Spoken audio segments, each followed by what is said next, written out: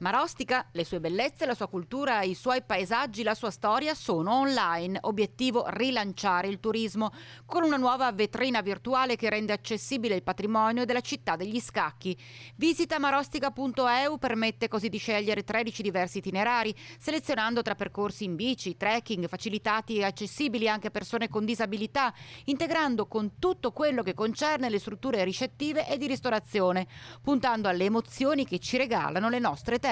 Questa qui è il punto di inizio, un punto di inizio concreto. Ci stavamo lavorando da svariati mesi, mai come adesso risulta importante essere strutturati per poter accogliere le nuove proposte turistiche che presenteremo nei prossimi mesi come città. Non è un semplice portale illustrativo dove vengono elencate le cose da vedere, ma è interattivo, più che un sito internet comunale è quasi un sito internet aziendale. Abbiamo una seconda lingua che uscirà tra una quindicina di giorni, il tedesco, adesso è solo in forma base, e stiamo lavorando con la Regione Veneto per ulteriori implementazioni. È un portale al passo con i tempi che sicuramente porterà grandi risultati. Come Regione stiamo lavorando sempre più ad un'interazione tra Regione e territorio, perché vogliamo che tutto il territorio venga identificato come uno strumento, un veicolo unico di promozione turistica a livello internazionale. Per questo il progetto che è nato a livello regionale dell'End of Venice, dove cercheremo di collegare tutte le nostre bellezze.